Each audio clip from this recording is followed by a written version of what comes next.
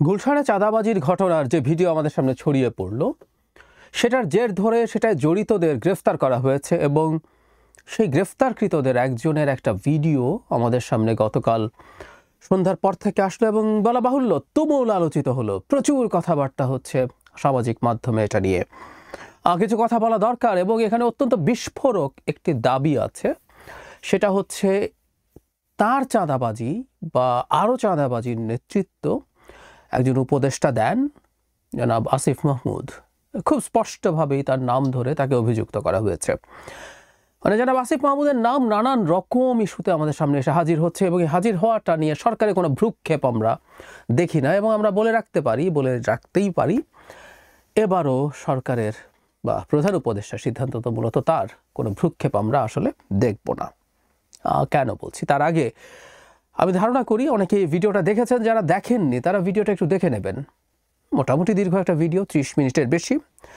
সেখানে জানে আলম অপু নামে এই ভদ্রলোক একটানা কথা বলে যান, অনেক কিছু বলেন, কি প্রেক্ষাপটে কি পরিস্থিতিতে, এগুলো তার ভার্সন, এটা ইম্পর্টেন্ট। আরও কিছু গুরুত্বপূর্ণ প্রশ্ন আছে, এগুলো একটু করে রাখা দরকার, করব সেগুলো। কি প্রেক্ষাপটে কিভাবে তিনি এই চক্রের সাথে জড়িয়েছেন, কেন তিনি গেলেন, তার ইচ্ছের বিরুদ্ধে। মানে অনেক ক্ষেত্রেই তিনি এটা দাবি করার চেষ্টা করছেন নিজের খানিকটা লোভ হয়ে গেছিল, সেটাও যেমন বলেন। একই সাথে তিনি নিজকে অনেকটা সেভ করার চেষ্টা করেন। তিনি একটা পর্যায়ে অন্যদের সাথে বিট্রে করতে চান বলেই তিনি সমস্যায় পড়েছেন বলে দাবি তার।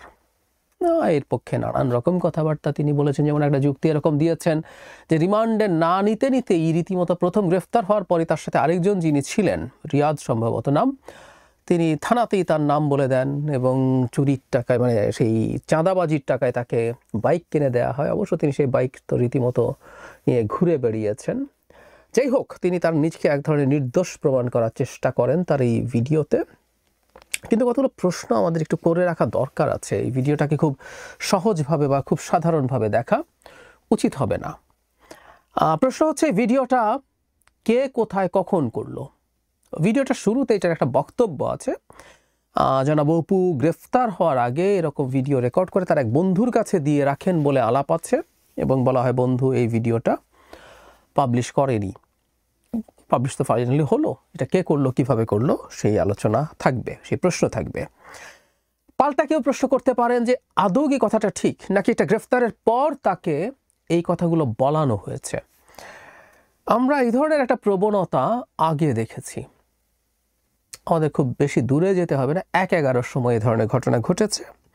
আওয়ামী লীগের অনেক মানুষের নানা রকম বক্তব্য আমাদের সামনে এসছে। অবশ্য একটা পার্থক্য আছে, সেই ক্ষেত্রে সেই মানুষগুলো গ্রেফতার ছিলেন বলে আমরা জানতাম, গ্রেফতারকৃত অবস্থায় জানিয়ে ব্যাপারটা আমাদেরকে করা হয়েছে যে পুলিশের বা জয়েন্ট ইনভেস্টিগেশন সেল এরকম কিছু একটা ছিল, সবাই মিলে তাকে, বিভিন্ন বাহিনী মিলে, বিভিন্ন সংস্থা মিলে জেরা করতেন। সেখানকার তথ্যগুলো সামনে আসতো এবং ওনারা তার কাস্টাডিতে থেকে কথা বলছেন, এটা ছিল। কিন্তু এবার এটা কাস্টাডিতে থেকে কথা বলছেন সেভাবে বলা হয়নি, কিন্তু এটা ইন ডিসগাইজ করা হচ্ছে কিনা এই প্রশ্ন আসতে পারে এবং সেটা খুব উড়িয়ে দেওয়ার মতো প্রশ্ন হয়তো না, কারণ তিনি গ্রেফতার হয়েছেন।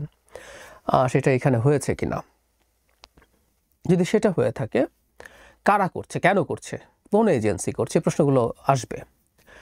তার সাথে যোগ করা যায় একটা সিসিটিভি ক্যামেরার ছবি, ভিডিও দেখানো হয়, সেটা গুলশান 2-এর। সেখানে জনাব আসিফ মাহমুদ সজীব ভুঁইয়া একটা বাইক চালিয়ে ভোর 4:30 বা রাত 4:30টায় তার সাথে জনাব অপুর সাথে কথা বলে চলে যান। সেই বাইকের সিসিটিভি ক্যামেরার যে ফুটেজ সেটা পাওয়া যায়, মানে ওখানে একটা ক্যামেরা আছে এবং সেটায় যিনি বাইকে যান আমরা ধরে নিলাম ইনি আসিফ মাহমুদ সজীব ভুঁইয়া, যদিও এটা যেভাবে ছবিতে দেখা যায় it's not easy to identify, কিন্তু আমরা ধরে নিলাম। কিন্তু এই সিসিটিভি ক্যামেরার ফুটেজটা তো আসলে পাওয়া গেল এবং সেটা এই ভিডিওতে দেখানো হলো। সুতরাং এই সন্দেহ বা এই প্রশ্ন আসলে আসবে, এর সাথে কোনো না কোনোভাবে কোনো এজেন্সি জড়িত কিনা, এই প্রশ্নটা করে রাখা আমাদের দরকার। এখন সেই ধরনের পরিস্থিতি যদি হয় সেগুলো নিয়ে প্রশ্ন তোলা উচিত, কিন্তু একটা কথা মনে রাখা দরকার, সেটা হচ্ছে রাষ্ট্রীয় গোয়েন্দা সংস্থা, রাষ্ট্রের উপদেষ্টারা কে কী করছেন তার প্রতি নজরদারিও তো রাখার কথা। প্রশ্ন হচ্ছে এই জিনিসগুলো এখন এভাবে পাবলিক হওয়ার ঠিক হচ্ছে কিনা সেটা প্রশ্ন, কিন্তু তারা রাষ্ট্রীয় নিরাপত্তা এবং রাষ্ট্রের এই উঁচু পদে থাকা মানুষজনেরকেও নজরদারিতে থাকার কথা আমি নিশ্চিত নই, কিন্তু আমি ধারণা করি সেটা আছে। এখন প্রশ্ন হচ্ছে এই ব্যাপারটাকে আমরা ঠিক কিভাবে নেব। জনাব অপু যখন এই মন্তব্য করছেন, যিনি একটা অপরাধের সাথে জড়িত, এবং তিনি ধাপে ধাপে বলছেন কিভাবে এটা তিনি ভাবেননি, কত টাকা ভাবছেন সামান্য চাপ বিস্কুটের চাপারির টাকা দেবে, তারপর সেটা 10 লাখ টাকা গেল, তারপর সেটা 1 কোটি চাওয়া হলো, 50 লাখ হলো, এবং তার সাথে রিয়াদ সম্পর্কে বলা হয় যে তিনি খুবই ক্লোজ, এবং রিয়াদের অনেক ছবি বিভিন্ন জনের সাথে দেখিয়ে, মানে যারা ওপরে এই যুক্তিটা ভুল না, সেটা হচ্ছে পাশে দাঁড়িয়ে ছবি তোলা এক কথা, কিন্তু খুবই ক্লোজ ভঙ্গিতে অনেকের সাথে ছবি থাকা ইন্ডিকেট করে। তিনি বলছেন শুধুমাত্র জনাব আসিফ মাহমুদ না, আর আরও অনেকের সাথে, ইনফ্যাক্ট যাদের সাথে ছবি দেখান এদেরকে প্রত্যেককে আমরা চিনি, খুবই গুরুত্বপূর্ণ মানুষজন, খুবই পরিচিত মানুষজন, এদের সবার সাথেই তার ভালো সম্পর্ক আছে। এবং তিনি আরেকজন নেতাকে খুব স্পষ্টভাবে নাম উচ্চারণ করেন, যারা হান্নান মাসুদ, চাঁদাবাজি বা এই ধরনের ঘটনায় গ্রেফতারকৃতদের ছাড়াতে থানায় যান, তিনি এটাকেও এই ধরনের সিন্ডিকেটের মতো দেখান, তার অংশ বলে দাবি করেন। এই বিতর্কটা আছে, এবং এই বিতর্কটার বাইরে এসে এখন যেটা ধারণা, মানে আমাদের আলাপ করতে হবে, জনাব আসিফ মাহমুদের ব্যাপারে সরকারের আসলে কি করা দরকার।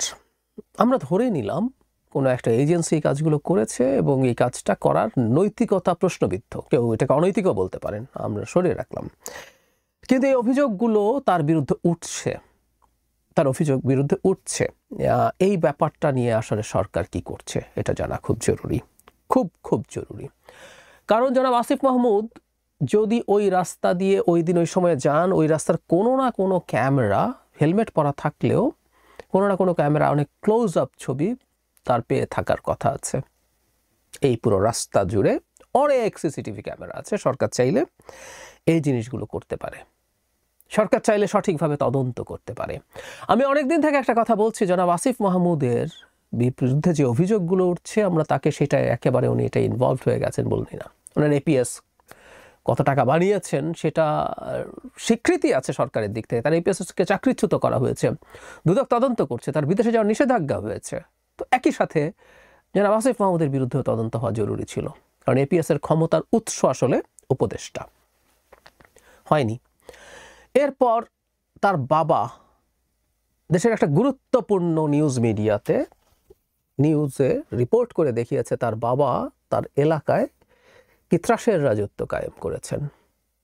তিনি কি করছেন, কিভাবে করছেন, এটাও বিতর্কিত করার চেষ্টা করা হলো, যে এটা যেহেতু জনাব ইশরাকের মালিকানার চ্যানেল, ইশরাক হোসেন, যার সাথে ঢাকা দক্ষিণের মেয়র হওয়া নিয়ে এলজিআরডি উপদেষ্টা হিসেবে জনাব আসিফ মাহমুদের ক্ল্যাশ হয়েছে, তাই তারা শত্রুতামূলকভাবে এটা করেছে।